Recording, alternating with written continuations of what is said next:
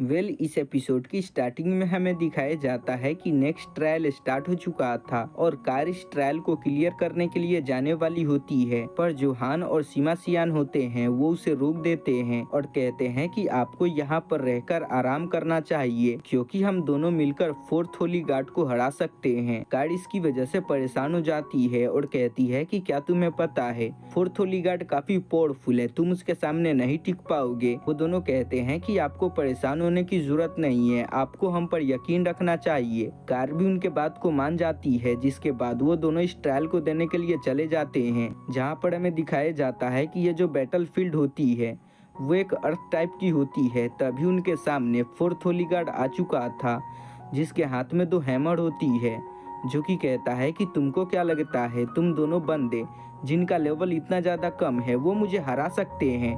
क्या तुम मेरा डिसरिस्पेक्ट करना चाहते हो? चलो आज मैं इसके लिए तुम्हें मजा चखाऊंगा। और अपने हैमर का यूज करके उन पर अटैक कर देता है। हान अपने शील्ड का यूज करके उसके अटैक को रोकता है, पर इसकी वजह से उसकी हड्डियां टूट जाती है। पर वो दोनों हार नहीं मानते और दोबारा से आगे बढ़ जाते हैं उस पर अटैक करने के लिए। पर फोर्थ होली गार्ड काफी पावरफुल था, जिसके सामने टिक पाना उनके लिए काफी मुश्किल हो रहा था। उनके फाइट की जो पावर होती है वो बाहर भी महसूस हो रही होती है, जिसकी वजह से कार काफी परेशान हो रही थी। बटलर कहता है कि मिस, ये जो होली गार्ड है वो काफी ज्यादा क्रूअल है, साथ ही इसकी पावर भी काफी ज्यादा है, मुझे नहीं लगता कि वो दोनों उसके सामने टिक पाएंगे।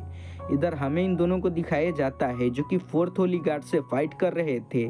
फोर्थ होली गार्ड तो इनको कुत्तों की तरह मार रहा था। वो आगे बढ़ता है सीमा सियान पर अटैक करने के लिए, पर हान आकर उसके अटैक को रोक देता है, जिसकी वजह से उसकी हड्डियां टूट जाती है और उसके पावर प्रेशर की वजह से वो दोनों काफी पीछे जाकर गिर चुके थे और उनकी हालत भी काफी खराब हो चुकी थी। फोर्थ होली गार्ड उनकी बड़ाई करता है और कहता है कि सच में तुम्हारी लेवल काफी कम है, पर इसके बाद भी तुम मेरे सामने टिक पा रहे हो, पर ज़्यादा देर तक तुम मेरे सामने नहीं टिक पाओगे। जिसकी वजह से सीमा सियान काफ़ी गुस्सा हो चुका था और कहता है कि मुझे किसी भी हालत में अपने कैप्टन को बचाना है, तो आज यहाँ पर कुछ भी क्यों ना हो जाए तुम्हें मरना ही पड़ेगा। और एक पिल खाता है, जिसकी वजह से उसकी जो इंजरीज होती है वो हील हो जाती है और उसकी पावर भी बढ़ चुकी थी। वो आगे बढ़ता है और अपने लाइटनिंग बोल्ट का यूज करके उस पर अटैक करने लगता है, जिसकी वजह से फोर्थ होली गार्ड को भी काफ़ी परेशानी हो रही थी। हान भी संभल चुका था और एक पिल खा लेता है और आगे बढ़ जाता है उस पर अटैक करने के लिए, जिससे फोर्थ होली गार्ड काफी गुस्सा हो चुका था और कहता है कि बच्चे तुम मुझे काफी हल्के में ले रहे हो, तो चलो इसको संभाल कर दिखाओ। और एक बहुत ही बड़े हैमर का यूज करके उन दोनों पर अटैक कर देता है, जिसके नीचे वो दोनों दब जाते हैं। फोर्थ होली गार्ड तो काफी खुश हो रहा था क्योंकि उसे लग रहा था कि मैंने इन दोनों को कुचल कर मार दिया, पर दिखाया जाता है कि उन दोनों ने अपने ब्रूटल स्ट्रेंथ का यूज करके उस हैमर को अपने हैंड से रोक लिया था, पर इसकी वजह से उनकी हालत भी काफ़ी ख़राब हो चुकी थी। वो बहुत ही जल्दी उस अटैक से बच जाते हैं और बाहर आते हैं और दोनों साथ में मिलकर उस पर अटैक कर देते हैं, जहां पर हम हान को देखते हैं जो कि अपने एक फील्ड का यूज करता है और उस होली गार्ड को अपने फील्ड के अंदर फंसा लेता है और सीमा सियान से कहता है कि सीमा सियान, इसे हम अर्थ पर नहीं हरा सकते हैं, तो हमें हवे में ही इसको हराना होगा। सीमा सियान भी उसके बात को मान चुका था और तुरंत ही आगे बढ़ता है और एक बहुत ही बड़े फिस्ट का यूज करके उस पर अटैक कर देता है, पर डीमन गॉड उसके अटैक को रोक चुका था और उस पर अटैक करने के लिए आगे बढ़ जाता है और उस पर अटैक कर भी देता है।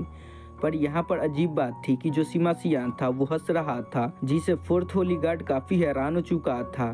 सीमा सियान इसलिए हंस रहा था क्योंकि एक चाल होती है। तभी वहां पर हान आ जाता है जो कि अपने स्वॉर्ड को उसके छाती के अंदर घुसा देता है, पर इसके बाद भी फोर्थ होली गार्ड उनकी हालत काफी खराब कर देता है, जिसकी वजह से वो दोनों जमीन पर गिर जाते हैं।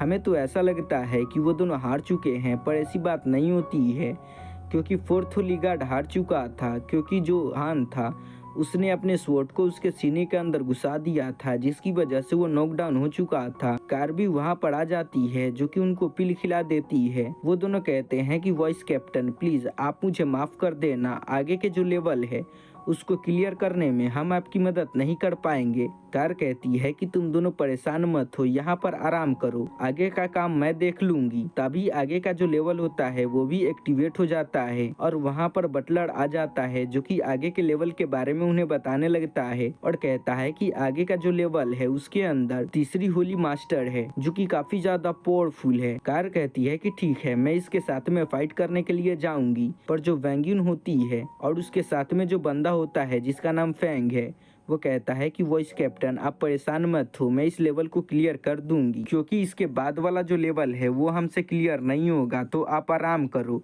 जाकर हम इस लेवल को क्लियर करते हैं। और वो दोनों इस लेवल को क्लियर करने के लिए आ चुके थे। और ये जो लेवल होता है उसके अंदर जो तीसरी होली गार्ड होती है वो असल में एक फीमेल होती है जो कि कहती है कि मुझे नहीं लगा था कि मुझसे कोई फाइट करने के लिए आ पाएगा, क्योंकि जो नीचे के लेवल्स है वो भी काफ़ी पावरफुल हैं। और कहती है कि तुम तो बच्चे हो, तुम सभी लेवल 7 के हो, क्या तुम्हें लगता है कि तुम मुझे हरा पाओगे? क्योंकि जो तीसरी होली गार्ड होती है वो एक लेवल 9 की वॉरियर होती है जिसके पास में विंड की पावर होती है। वो दोनों कहते हैं कि आपको हमें अंडर एस्टिमेट नहीं करना चाहिए, हम आपको हराने के लिए कैपेबल है।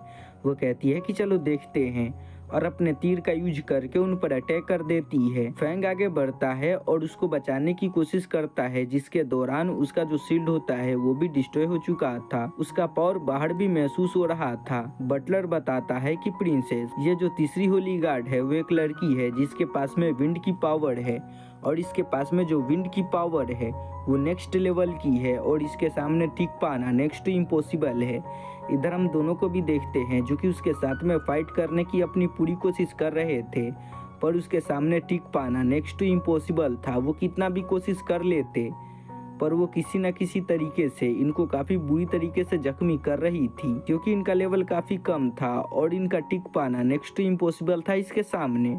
पर वो दोनों अपनी पूरी कोशिश कर रहे थे इससे फाइट करने की। तीसरी होली गार्ड भी इनका मजाक उड़ा रही होती है और कहती है कि तुम दोनों हार मान जाओ, क्योंकि तुम्हारा मेरे सामने जीत पाना नेक्स्ट टू इम्पॉसिबल है। वो कहते हैं कि नहीं, हम ऐसे हार नहीं मान सकते हैं। तभी तीसरी होली गार्ड वहाँ पर टोर्नेडो टेक्निक को एक्टिवेट कर लेती है, जिसकी वजह से उन पर काफ़ी सारे स्लेसेस लगने लगती हैं।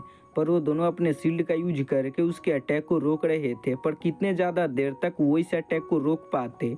ज़्यादा देर तक वो इस अटैक को नहीं रोक पाते और इसकी वजह से वो काफ़ी इंजर्ड हो जाते हैं। वेंगुन तो काफ़ी गुस्सा हो चुकी थी और अपने जाइंट गॉड के पावर को एक्टिवेट कर लेती है और एक बहुत ही बड़े स्पीयर का यूज करके उस पर अटैक कर देती है। थर्ड होली गार्ड भी एक बहुत ही पावरफुल टेक्निक का यूज करके उस पर अटैक करती है और उसके स्पीयर को डिस्ट्रॉय कर देती है और लगातार उन दोनों पर अटैक करने लगती है। वेंगुन अपने शील्ड का यूज करके उसके अटैक को रोक रही होती है, पर ज़्यादा देर तक रोक नहीं पाती और वो दोनों पीछे जाकर गिर जाते हैं। वो अभी भी अटैक कर रही थी, पर वेंगुन की हालत खराब थी, इसलिए फैंग उसके अटैक को रोकने लगता है। पर फैंग बहादुरी से उसके सारे अटैक को रोक रहा था और उसके साथ में जाकर हैंड टू हैंड फाइट करने लगता है, पर वो उसके सामने नहीं टिक पाता और वो भी नीचे गिर जाता है। अब वेंगुन काफी गुस्सा हो चुकी थी और कहती है कि वेल, बहुत हो चुका, और इसके बाद वो अपने शील्ड को अपने पास में बुलाने लगती है और अपने हार्ट बीट को भी तेज कर लेती है और पावर्स को गैदर करने लगती है। तीसरी होली गार्ड कहती है कि क्या तुम मेरे सामने कोई ट्रिक चलना चाहती हो? मैं तुम्हें बता देना चाहती हूँ, तुम्हारा कोई भी ट्रिक मेरे सामने काम नहीं करेगा। फैंग भी समझ चुका था कि वेंगुन अपने लाइफ को बर्न कर रही है ताकि वो जाइंट गॉड के पावर को समन कर सके। वो जाइंट गॉड के पावर को समन भी कर लेती है और उन दोनों के पावर के बीच में क्लैश होने लगती है, पर वो ज़्यादा देर तक तीसरे होली गार्ड के पावर के सामने नहीं टिक पाती और उसका जो दिल था वो धड़कना बंद कर देता है, जिसकी वजह से तीसरी होली गार्ड भी उस पर अटैक नहीं करती। वेंगुन नीचे गिर रही थी। फैंग समझ चुका था कि उसकी जो लाइफ फोर्स है वो खत्म हो चुकी है और वो बहुत ही जल्दी मरने वाली है, इसीलिए वो अपने लाइफ फोर्स को वेंगुन से शेयर करने लगता है, जिसकी वजह से उसकी जो लाइफ फोर्स होती है वो वेंगुन के अंदर जाने लगती है, जिसकी वजह से जो वेंगुन थी वो दोबारा से होश में आ जाती है और जाइंट गॉड के पावर को समन कर लेती है। अब ये देखकर थर्ड होली गार्ड काफ़ी हैरान हो चुकी थी और इसके बाद वो कहती है कि सच में इनके बीच में जो रिलेशन है वो काफ़ी खास है, क्योंकि इस बंदे ने इस बंदी के लिए अपने आधे लाइफ फोर्स को सेक्रीफाइस कर दिया।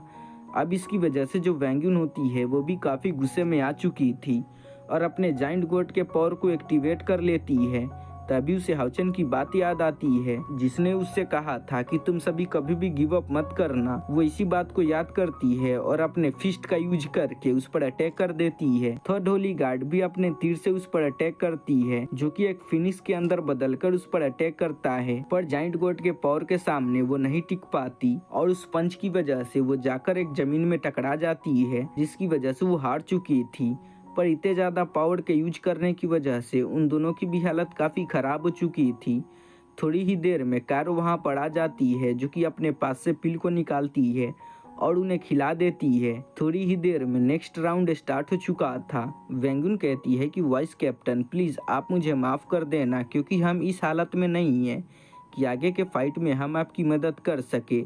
बटलर बताता है कि आगे का जो लेवल है उसके अंदर आपको 2 होली गार्ड का सामना करना पड़ेगा, जिसके अंदर पहला और दूसरा होली गार्ड है। कार कहती है कि वहाँ पर कितने भी पावरफुल होली गार्ड हो पर मैं उनसे नहीं डरती, मैं हाउचेन को बचाने के लिए उनसे फाइट करूंगी। और वो हाउचेन को अपने कंधे पर उठा लेती है और उस ट्रायल को क्लियर करने के लिए जाने लगती है। अगर कार इसको क्लियर कर लेती है उसके बाद हमें इलेक्ट्रोलक्स दोबारा से देखने को मिलेगा। गाइस, मैंने इस स्टोरी को थोड़ा सा शॉर्ट में ही एक्सप्लेन कर दिया क्योंकि आप सभी ने तो ऑलरेडी इसके एक्सप्लेनेशन को देख ही रखा होगा। आप सभी दोबारा तो नहीं देखोगे, मैं जानता हूँ, आधे पर ही देखकर आप सभी भाग जाओगे।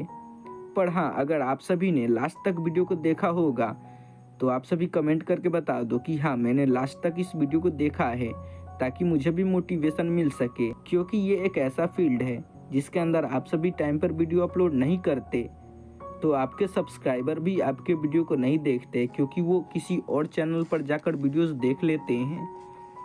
गाइस, आप सभी सपोर्ट दिखाओ ताकि मैं थोड़ा सा मोटिवेट हो सकूं और आप सभी के लिए पहले की तरह वीडियो बना सकूं। तो चलिए बिना बकवास के इस वीडियो को यहीं पर ख़त्म करते हैं और मिलते हैं इसके ट्रेलर के एक्सप्लेनेशन के साथ में।